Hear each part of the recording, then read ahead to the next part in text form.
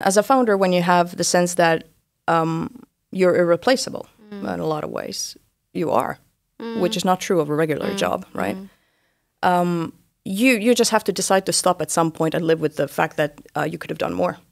And there is also like the whole culture of how tech entrepreneurs are seen as sort of overperformers and, you know, unicorns and superheroes. And there's like this whole unhealthy culture around all of that, which I absolutely detest and which is a terrible example for everyone.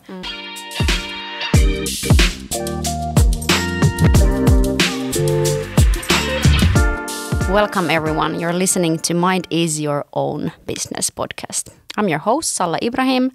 Lovely to have you here. I hope you will enjoy the discussion of today and get also some new insights about leadership, self-development, and I guess we're also going to cover burnout topic maybe. Probably. I'm honored to share the stage here with Piia Kuosmanen. She's the co-founder and CEO of Velbi. Thank you so much, Piia, for joining our podcast today. Yeah, I'm really happy to be here. Looking forward to what's going to happen next. Me too. You never know. You never know. This is your warning, by the way, everybody. Yeah. Anything can happen. Exactly. Yeah. Stay tuned. So first things first, how are you feeling today? You know, this weekend I went to my warehouse or the cellar and dug up my warmest winter coat. Nice. So I'm dressed up in what's essentially a sleeping bag.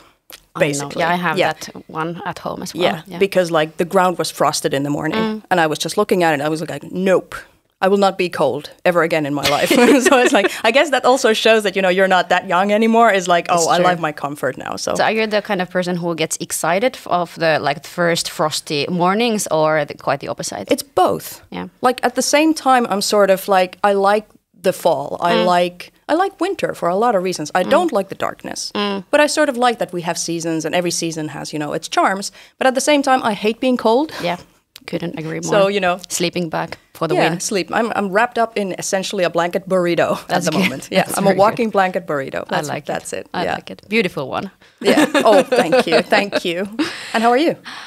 I'm okay. It's been quite busy weeks. I hate saying that because it's not like it's been so busy. But yeah, last weeks have been quite busy. I'm trying to make the next week not so busy. So you're trying to avoid having too much stress and you know do some self leadership and avoid burnout, which is what we're talking about today. Exactly. So good to have the shoes on the shoemaker. Right. Exactly. Yeah. But okay, I have some warm-up questions for you, go. like quick answers to these. All right. What's a book or a movie you have recently enjoyed and would recommend to our dear listeners? I read a lot. Okay, so I have a lot of answers. I had a useful book answer for your listeners, and then I just have a fun book answer. Both, please. Both. Okay. So useful book answer is James Clear, Atomic Habits, which is it's a fantastic book about making small incremental change in your everyday life to create better habits for yourself that make you happier and healthier. And that's really the only way change happens. Like big, dramatic changes overnight don't actually work. You make a New Year's resolution and then 1 month in you fail. Yeah. For the reason that you didn't make it easy and sort of small enough to do every day. So fantastic book to read. Agree. All right, nice. I'm glad that you agree. I would hate it if you didn't. And then a fantasy book called Good Omens, which is co-written by Terry Pratchett and Neil Gaiman. Okay, haven't read that one. It's a story about an angel and a demon who are here on Earth to meddle with humans, but they turns out that they find that it doesn't really make sense to have sides. Okay, it's better to work together. That's a good learning. It's a really good learning. Every one of us. And it's very, very funny. So cool. I read that and it's one of my favorite books. Nice. Thanks for the recommendations. So do you have any unique or quirky talents or hobbies?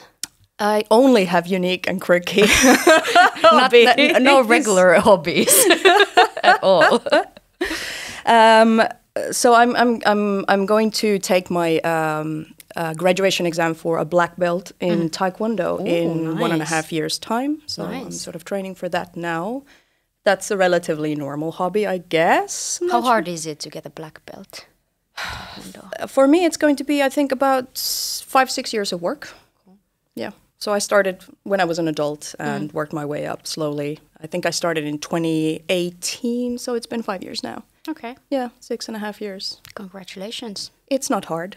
Okay. They tell you just need to show up, basically. All right. Yeah. You need to do the years. Yeah. They tell you what you need to be able to do to move on to the next level. Okay. You know, you don't get that a lot in life. That's true. Somebody tells you what you need to do to succeed, right? At least in a leadership position. Or anywhere in work life, right? So it's actually kind of relaxing to have that, to have a coach who tells you what to do, right? True. I also, I read a lot of books. We established that. I'm a huge nerd, and I will be the first one to admit it. I read a lot of science fiction, fantasy books, a lot of fact books as well. I write prose, but I'm not published yet. Maybe one day. I'm writing a book proposal on a book on burnout at the moment, though. So we'll see if anything ever comes out of that. I play Dungeons and Dragons. Nice. Which is a tabletop role-playing game. Cool. Right. That's a very nerdy thing to do, a quirky one as well. And I also play video games on occasion. So these are maybe the key things that I spend my free time on at the moment. Cool. Right. Nice. Not a short answer, but it doesn't look like it was the wrong question for you to give a short answer. I suppose. It doesn't. I'm sorry. It seems like I can't do short answers for you today, so we have to. Yeah, I think this is what we're living with now. That's perfectly fine. I might be even afraid to ask the next question. Oh gosh, I'll try to be brief. No, that's I can fine. definitely work on that. Just answer the way you want. If there were 5 Piias in the team, what would they be at their best, and what would be missing from the team? Yeah, that is a good question. I think the thing that they would be really good at doing is bringing in resources, bringing people on board, getting them excited, motivated, fostering psychological safety, having clear priorities, doing things like sales and marketing and stuff like that. What you would be missing is, for example, setting clear processes, improving on those processes, making sure that routine tasks work, and sort of like paying attention to the important details of getting things done right is what you would need support with. Okay. You have now a team that has complementary. Exactly. That is exactly how a founding team works. Yes. Yeah, in a startup. Good. Yeah. So what was the last thing that kept you awake during the night? It's also the startup. Right. So it's definitely one of the hardest and most exciting things I've done. And, you know, when you're a founder in an early stage company, there is really no one to sort of delegate upwards to. You have constantly have a task list that's longer than the time you have for it. And you always have to prioritize. You always have to be on top of your game. If you don't show up, nothing's going to happen. So there isn't much of a safety net, which takes some getting used to, and that's definitely both the sort of exciting part of it, but also the stressful part of it. And considering the way the world's been the recent year or year and a half, it hasn't been easy for startup founders. It has not been easy, so it's definitely something that keeps me challenged, and sometimes it keeps me up at night, unfortunately. Thanks for admitting that. I'm sure you're not the only one. No, I think it's if you do stuff that's hard and you have to learn, you're always going to be challenged by it. And anyone who says that doing new things are easy is probably lying either to you or to themselves. And it's okay to admit that you're struggling sometimes. We all are. Right. Yeah, we're human. So I'm sure our listeners are keen to learn more about who is this Piia, also behind the scenes, and where does she come from. And for sure you have done a lot of in your career. You've been founding Velbi and founding Slush in China and mentoring and advising and even coding teacher. Right, in Africa for a while, yeah. So a lot of things. But if you couldn't use any professional titles, how would you introduce yourself? Yeah, that's good because we tend to sort of go to the professional title and forget that we're humans outside of it. Well, one important thing about me is to understand that I constantly owe money to the local library. Okay. Like every 6 months, I have to do a walk of shame because they no longer let me take out books. Okay. So that's a constant thing. So. And it's not a very high, it's like 30 or 40 euros, after which they just go, not anymore, at which point you've been late with 20 books or something. I don't even know. But it's not that expensive then. No, it's a fantastic thing, isn't it? Like it's a public service. Yeah. I'm happy to give money to the library, frankly. Yeah. But that's definitely a thing. So you read a lot. Well, yeah, but I also, I tend to be quite into the things that I'm into. And I sometimes get carried away with them. And I'm also interested in a lot of things at the same time, doing a lot of things at the same time, which means that I'm reading 4 books at the same time, or, having a few different hobbies or something like that. And then, sometimes the details escape me, which is like returning the books on time or renewing them on time. So that actually is quite, that's something it's good to understand about me, I guess. It's quite a good definition. Like I get very good like grip of you, even without any professional titles. Right. So where does that enthusiasm and energy come from? Well, I love. For me, it's very important to sort of explore things and learn things and keep yourself challenged and entertained. The world is a big and fascinating place, and there are so many things you can experience and do. I've worked on 4 different continents on different things. It's an adventure and an exploration in a lot of ways, and I think I will continue to do that. I want to see that whatever I do, it also has a positive impact on my surroundings and on the world as well. Which I guess is a big driving factor of myself as well. So learning, wanting to learn, enjoying new things, wanting to make a difference. Very, very crucial, I suppose, to how I make choices in life. Nice. Yeah. So what are your defining moments in life? If you would need to kind of name 3 events in your life that have affected the person you are today, what would you point out? It's a really simple question with like a very difficult to give a good answer to. There's no good or bad answers. Oh yes, I love that. we're just talking, we're not making judgments. No. This is a safe environment. It's not a performance. No one's listening. Oh, come on. If you're listening, thank you.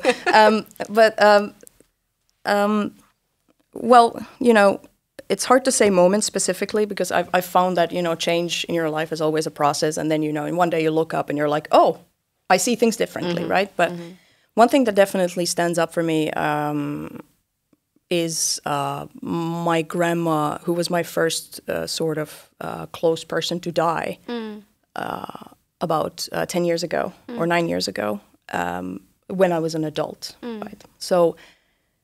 and I was present when she died as well. And it was unexpected, and she was quite healthy until the moment she was taken to the hospital. And that was a big shock because obviously there was a lot of grief. And as a child, when 2 of my grandparents died when I was quite young, you sort of process things differently. You don't really, you move on quite quickly. But I was an adult at the time, and that really stopped me because this person was there, and then all of a sudden they were gone.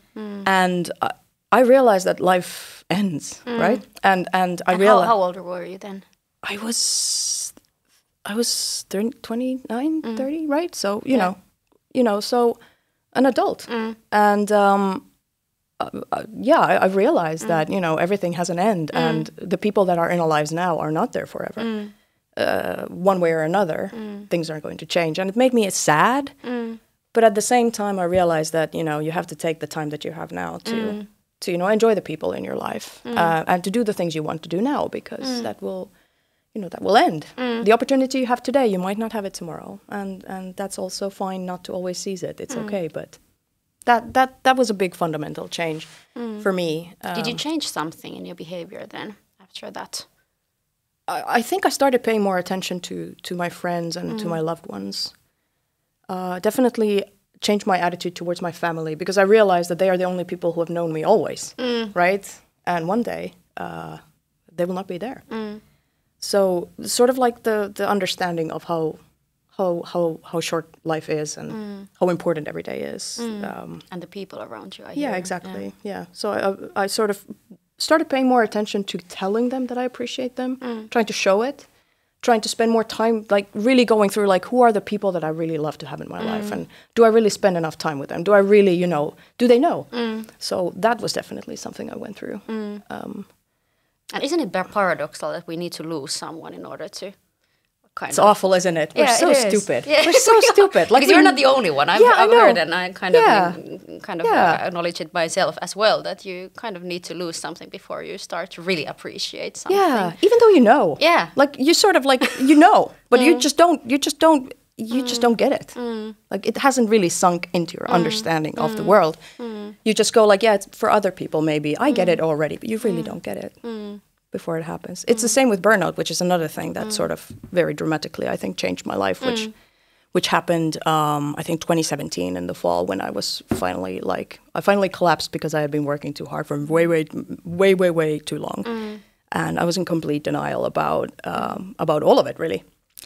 And then my body basically just sort of told me that, yeah, you shouldn't be doing it. I had been in China for 2 years. It's a 24/7 society where everybody just works all the time. And it was a new challenging environment. And before that, I had been the president of the National Student Union for a year. And, I had worked on a national campaign and like a lot, without setting any personal boundaries or without sort of paying attention to my needs or being honest to myself about it. And having to go through the sort of crash and burn or running into a wall kind of experience because I'm stubborn and I'm obviously couldn't like get the message earlier. And then having gone through 3 years of therapy and sort of a very thorough reflection on what am I doing? Why am I doing things? Why am I pushing self harder than I really need to in every area of my life? Why do I need to achieve things to feel like I'm worth something? What's that? So going through all of those things and coming out on the other side and then founding a startup to battle the problem of burnout like has been a very fundamental thing for me in the past years as well. So what were the key insights for you from that process, if we can call it a process, like being burned out and then recovery and everything? What were the key still insights? Recovering. I think you sort of, it changes you for life. Every one of these experiences change you for life, and you will continue on that path forever in a way. One thing is definitely, I come from a family where my parents divorced quite early. My father is an alcoholic, and I had to grow up quite early on. And I think from that, I sort of pulled the message of like, my emotions don't matter. I just have to like do everything perfectly and, earn the love, right? And I think I carried that with me for a very long time, which meant overperforming and putting my needs aside. And that showed up in a lot of negative ways in how I treated people in relationships or how I was treated or how how well I could open up to people close to me or actually couldn't, and all of that. And having to sort of realize that and do away with those unhealthy mechanisms and come up with something else and build a self-esteem and all of that was I'm so happy I went through that, even though it was very hard at the time, because my life now would be terrible in comparison to what it is if I had continued the way I lived. So where does, like, I'm hearing that some kind of change also in how you perceive yourself and your self-worth. It's not only performing and working, but also... Yeah, absolutely. So how do you see your self-worth now? Where does it come from? Do you know RuPaul's Drag Race? No. RuPaul's Drag Race? No, it's an American TV show where drag queens compete. Oh yeah, I know that one. Okay, right. Yeah. So RuPaul says, if you can't love yourself, how the hell are you gonna love anyone else? And yeah, you have to learn to love yourself and value yourself first as you are. You have to accept certain shortcomings. Everyone has those. But you have to also appreciate the strengths that you have. And I think for me, it was just accepting that I'm not perfect, accepting that a lot of people will never like me the way I am, and that's fine. And sort of just gradually living as if that were true until it, became true in a way, I suppose. Fake it till you make it. Or practice it till you make it. It's kind of like you, because you become the person you want to be through action. And if you take the kind of action that you think the person you want to be would take, eventually you will become that person. That's true. And if you do the work of understanding what your values are and what's important to you, and then you make choices based on those values and you take action based on those values, you will become a person you can respect, right? So you just do that. I make it sound so easy. It's really hard. but that's essentially the process. And I'm still on that road, and I will always be, in a way, right? For sure. So what kind of concrete actions did you then take differently? Or you do take now differently than before? So one of the key skills that I only learned in my 30s is that recognizing emotional spirals. So when something happens to you that reminds you of something that happened to you in the past, it triggers an emotional response that's not necessarily related to the moment at hand, but to something you associate with it. And understanding that opened up a lot for me, because then I could go into a situation, have an uncomfortable emotion, and realize that I'm fine. Whereas before I was panicking and afraid of what's wrong with me when nothing's happening, but I'm having this emotion. So learning to recognize emotions and to accept them and then consciously process them is definitely a skill that I learned. And then you cut the spiral of, oh no, negative emotion, but there's no apparent reason why this should be happening. Oh no, I'm failing as a person because I have these emotions. Right, exactly. Yeah. So cutting that is definitely one example of what I had to learn. Skills. Wow. Yeah, I think so too. I think it's transformed my life in a lot of positive ways to have had the chance to go through that process, even though it sucked. Wouldn't recommend it. Don't do burnout, kids. Like, don't do it. If you can't get away with it, don't do it. And you can learn these skills even not going to burnout. You can. Yeah, I'm stubborn, and I had I had amazing rationalization skills. So I was able to look away from that for years and years. But it also took a long time to come back from that, and you lose a lot of time. It takes years. Yeah, you don't want that really. Yeah. Do we still have a third defining moment? Yeah, you're good at keeping count. Definitely. I think, one of the things that sort of taught me that life can go in ways that you don't expect is I used to be a hockey player. I played on the National League. I played in the youth national team. I have 4 national championships. Really? In women's ice hockey, yeah. No. So I was really serious about that. And I was in a sports high school, and I was sort of I was applying for a university in the US to play as part of the team and sort of all of that. And I sort of had an idea of how life goes. And then I got really injured. And then I got injured again. And all of that sort of went down the drain. And that was the moment when I sort of, for the first time, I think, in my sort of adult life, when I was 19 or 20, I had to sort of stop and realize that I have to come up with a new plan. And even though it was very hard at the time, I don't think I did a good job of that, frankly, at the time. You're learning.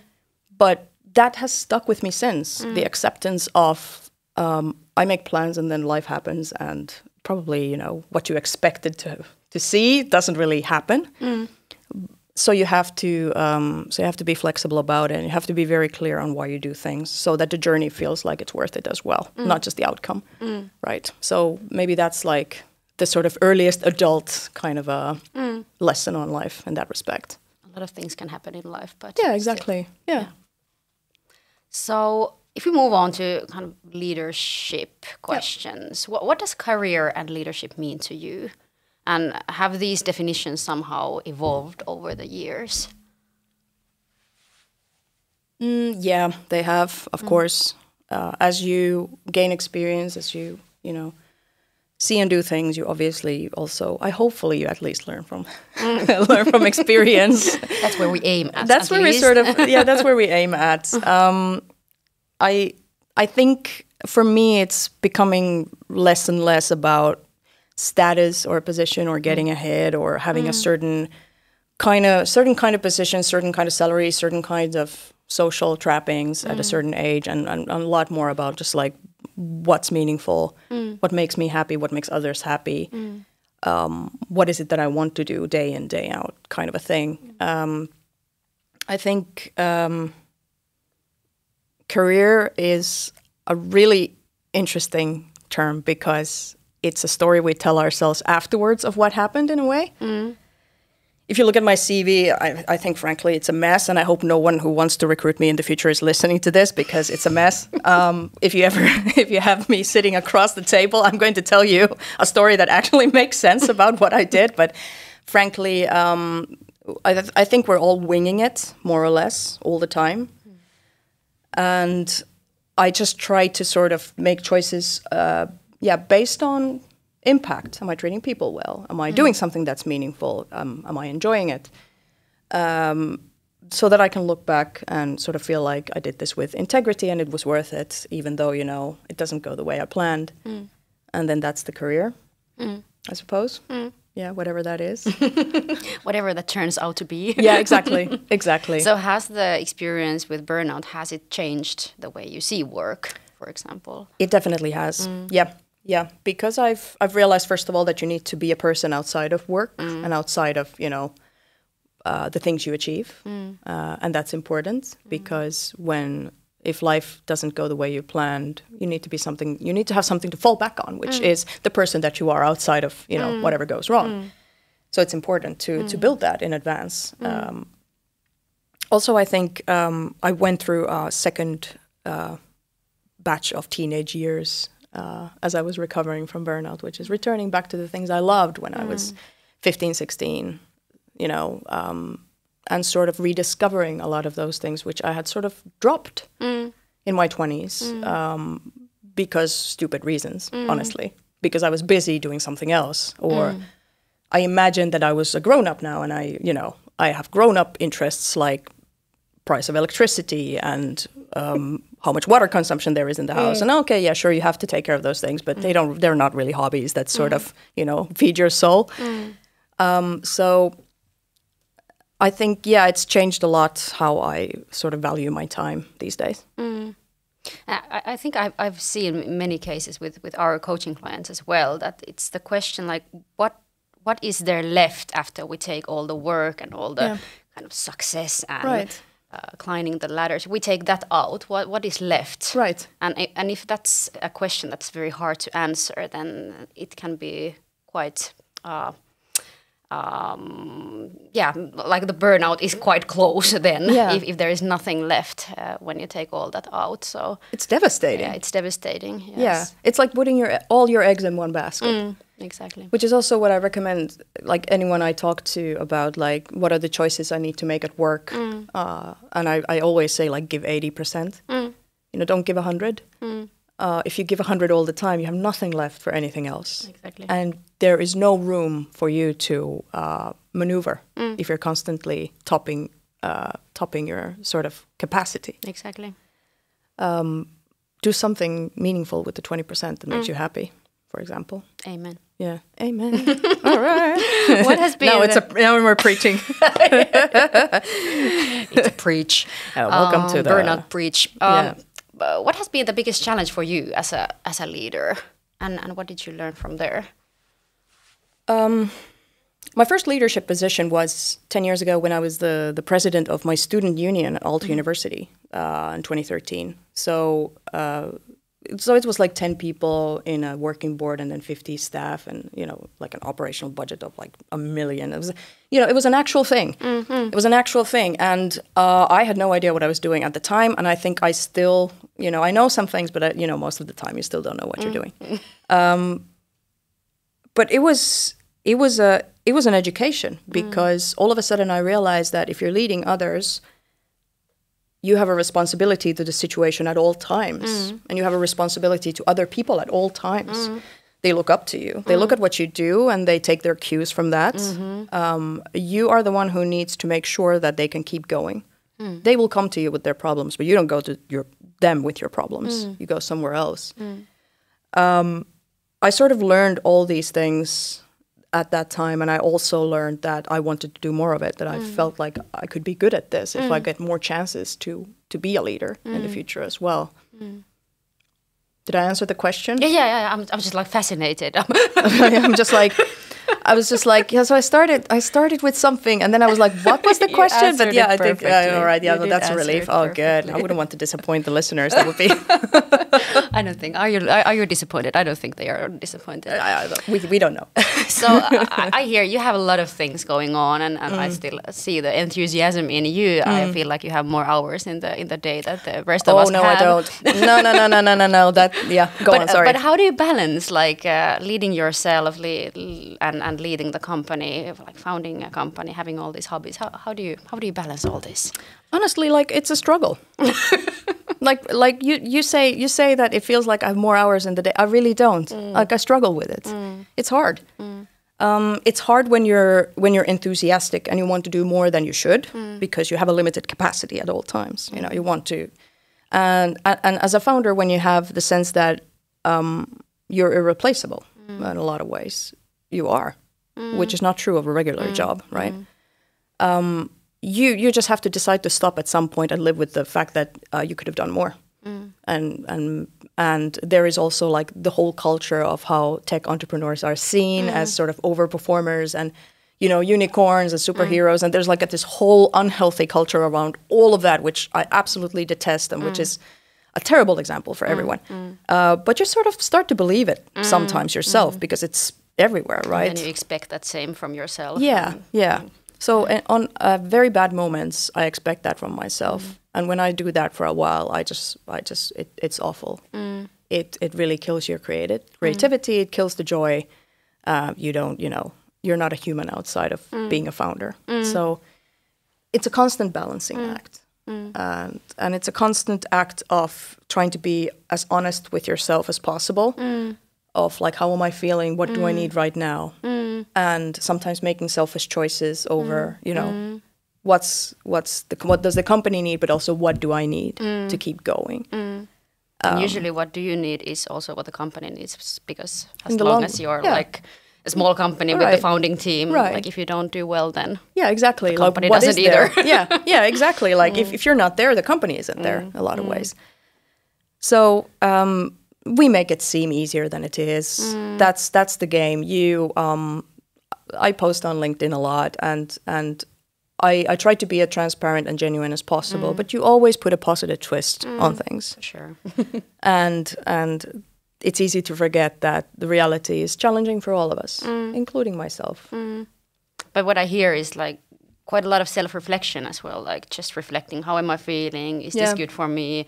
Are my needs met in this situation? And kind of getting the balance there through the struggle. I think you need that. I think it's really hard to be honest with yourself because you know we there's this one of my favorite analogs when we talk about whether people think that burnout can happen to them is when we ask people about how good drivers they are, and 90% of drivers think they're better than average. Like it's the same thing with negative things. Like we have this sort of bias that we think this couldn't happen to me. Yeah, exactly. It's a very human thing, and it is. You know, you can trick yourself into it, and I definitely do that too sometimes. And then I overexert myself. That happens. So, okay, if we talk about burnout as a phenomena now here in the society, because it's huge, and like 1/4 or 1/5 or what was that? 40%. 40% of everyone the working everywhere in the world have some kind of burnout symptoms. What's going on, in your opinion? Like, what's wrong with our society and work life as so many people are suffering from burnout? Yeah, it's bad. I have another number, 2.8 million people die every year of burnout, just directly out of burnout. It's 40%. It's about par for the course. In the course of our work, obviously, we've tested and worked with a lot of companies, and these numbers they're pretty valid. We constantly see people in moderate or high burnout risk in companies, and it corresponds to the 40%. I think work has changed dramatically. Our lives have changed dramatically in the past 10 to 20 years. 20 years is the time when mental health problems have been the number one reason for early retirement from the workforce in Finland and in a lot of other Western countries. By far the biggest reason. And I think like the way we've constructed workplaces, we've constructed them around the idea of physical labor of 9 to 5, of sort of, you know, you do your 8-hour shift and then it's over. But it's a bit of a cliche, but honestly, our minds don't work that way. And most work is knowledge work these days. So we haven't really created rules for workplaces where we would protect people's mental health and capacity to perform sustainably. We've just taken what worked before, but, you know, we can communicate anywhere. We think everywhere. It's a 24/7 kind of a mess that goes on. We never put down our phones these days. All of this is is draining away our capacity at all times to recover. And it's especially important to create a working environment where there are boundaries these days. we don't see that a lot, frankly. And what kind of boundaries do you mean? For example, I think this is the boss's role is absolute key here. But you need to have very clear rules of when do you expect people to work and respond, and when do you expect people to communicate on different channels. What sort of priorities are there? What can you not? What can you drop? What is a key thing for you to work on? And a lot of times you need bosses to actually follow through with action instead of just setting these rules. We don't see a lot of that sort of contracting happening in companies. People sort of have this idea of like, my boss sends me an email at 9 p.m. I have to respond immediately. Because my boss is working in the evening, I also have to be working in the evening. Exactly. We see a lot of that. And as we have the kind of opportunity to do that, we have all the devices and everything available, so then it just happens. Yeah, exactly. Exactly. So what do you think about, like, I've been thinking about this, our society, and it's a performance society, and something also related to what you told about your kind of beliefs about yourself, that they used to be very dependent on your performance, and how do you do it? Is there something in this society that we are like collectively thinking ourselves and defining ourselves through work, and do you see a connection there into burnout? I think there's a sort of, like we discussed about this sort of optimism bias a bit, and I think that's a strong part of it. We, if we admit it to ourselves that, because burnout can happen to anyone. If the circumstances are wrong enough for you, you will burn out. It's not something that, is a quality of an individual that there's something wrong with them when they burn out. Like, this is one thing that people often have is a sense of failure when they feel tired or stressed or at the verge of burning out, because they feel they failed, they feel shame, they think there's something wrong with them. But we know World Health Organization, everyone defines burnout as something that's chronic stress at work, and the wrong environmental factors have a massive impact on your burnout risk. Individual factors, sure, they have a role. If you have something going on in your life, in your love life, or with the kids, or anything, that's going to impact your ability to manage stress. But by far the most important factors are environmental factors at your workplace, like resources, management, community, clarity. Like, these sorts of things have a huge impact. But we don't want to admit it to ourselves, because if we admit that, my colleague burned out and we're the same, this could happen to me. And that's a scary thought, So you'd rather not look at that directly, and you sort of pretend that it can't happen to me. I think that's sort of a psychological thing that's going on with a lot of people. You don't want to look at scary things directly sometimes. And it's kind of a healthy reaction to unhealthy environment, being burnt out, or any kind of mental disorder. It is, as we defined it. So maybe already a bit answer to this question, but I feel that this individual environment debate, it's almost like nature-nurture debate in psychology, which one comes first, and whose fault is burnout in the end. So do you see any responsibility? Because I hear that you speak a lot about the environment, but what do you think about the individual perspective, and how do these kind of intercorrelate with each other, or is there any responsibility on the individual on the burnout? There is actual science, and yes, those are capital letters on the words actual and science. There is actual scientific research. There is a high level of consensus at the moment in the scientific community about the key factors affecting individual workload, and therefore either burnout or great performance, right? And the individual factors, things like your life outside of work, what's going on in your life at the moment, your personal resilience, self-reflection, your stress management skills, they are important. They do matter, and anyone would do well to practice those skills and try to sort of make themselves more resilient, because you can't really control your environment, right? You can control your own actions. But the consensus also is that environmental factors at the workplace are much more important and have a much more significant impact on it. And we're failing at that front specifically at workplaces currently. because we sort of want to see burnout as an individual problem or the problem of people doing too much on their free time or, not having great skills or trying to do too many things. These are all things that I've been told by managers in companies, by the way. Really? Yeah. I'm not making any of this up. These are actual reasons why people think they have a problem. And where the key things are, is it clear what's expected of you at work? Is the company being clear of what are the priorities? Do you have a sense of belonging in your team? Is there psychological safety? Can you trust your boss to be fair and treat you right? Can you talk to someone about problems and expect not to be retaliated against, but to actually expect things to change for the better? Do you have a sense of control over how you do your tasks? All these things are extremely important. And we are failing specifically, again, in building the kinds of environments that would help people manage that and survive with that, because we fail to acknowledge how important they are, and we fail to acknowledge that they're measurable, and fail to acknowledge that they carry a significant connection to how successful companies are. Right. Exactly. Yeah. Because everything starts from the people and how it well really they're does. doing. It really does. But a lot of companies still sort of see it as an expense that's sort of nice to have instead of an actual investment into becoming more profitable. Because when people are doing well and balanced and happy about the work that they do, they are also going to be more productive. That's true. Yeah. Couldn't agree more. Yes. God damn it. You better believe it. So, okay, based on your experience, now there are a lot of leaders listening to this episode, for example. What would be your advice for them if they want to fight back the burnout culture, but they don't really know what to do? What can I do as a leader? People are burning out, but I don't know what to do.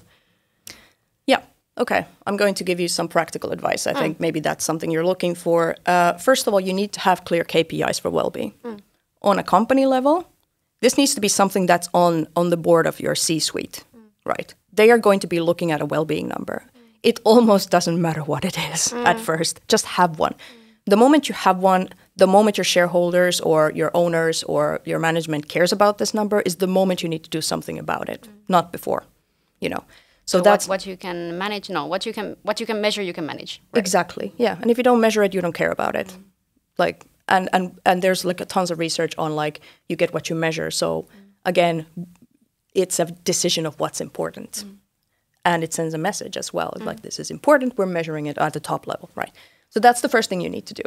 Establish a strategic KPI for well-being. Make sure your leadership is committed to it. Train them. Talk to them, get an outside consultant. I don't really care how you do it, just do it. We're losing light in the studio. It's getting dark. Is this a sign? We're done. The time is out. And then the next thing is you need to establish processes of what does this mean for teams or departments. And you need to make very sure that your team leaders are aware of what's expected of that team. Like this is all like super, super basic stuff, but like you need to do this with the same meticulousness as you do it for sales goals. You need to have the same level of detail and same level of thought with your well-being goals.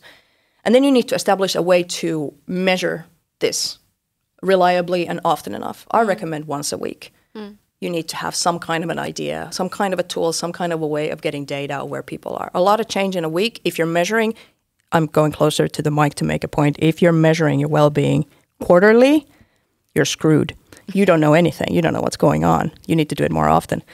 And then you need to make sure that your leaders have the tools to lead people effectively. Train them. First of all, do you have criteria for choosing who's a leader in your team or your company? They have the capabilities to be a leader. And the willingness to be a leader. This is what by the way, if you're looking for a job, this is my top tip for like asking a question from your recruiters is like, how do you promote your leaders? How do you decide who's a leader? If they don't have a good answer, you probably don't want to work for any of the bosses there. I'm being very dramatic, but that's true. So make sure your leaders have the tools and the time and the peace of mind to focus on helping the people in their team and leading them and the ability to be very clear about what's expected of them as well. And then they have the time to talk to their team members. Their teams are small enough that they can actually know the people that work with them. They can put in the time to have one-on-ones. they have the ability to see if something's wrong. Like establish those things, high-level KPIs, make sure leadership is on board, make sure that you have sub-level goals, make sure you have a way of measuring your KPI for well-being, and make sure your leaders are selected right, and make sure your leaders have the tools they need to actually help their teams, and you're good to go. That's my answer. Thank you so much. You're welcome. I felt like I was sort of like getting very passionate and preachy about it. But I love it. But that's what we see would help a lot. You're passionate about what you do, and I see the mission-driven ambition there. Yeah, for sure, for sure. I definitely have been on both sides of the burnout problem. Like I've been the leader who has failed to help their team. And before I went through the burnout myself, I've also been the employee who suffered from bad leadership. And now, as an entrepreneur at Velbi, I see companies like just if they just got like some basic things right, it would make such a huge difference. So there's work to be done. Definitely. Yeah. And thank you for doing that work. Well, you're welcome. So, okay, if our listeners would like to hear more about you, more about Piia or Velbi or anything, where can they follow you? Absolutely. So if you want to find out more about Velbi, you just go to velbi.io. It's velbi.io. And you can also hit me up on LinkedIn. So I guess my name is going to be in the show notes. You can Google that. You're probably going to find me. I also have a website, which is my first name, last name.com. So piiakuosmanen.com for any, outside of Velbi stuff. I think that's, you can use the internet. Probably Googling will help you out a lot if you can't find it otherwise. Thank you so much, Piia. It was a pleasure. It was really nice talking to you. Thanks for having me.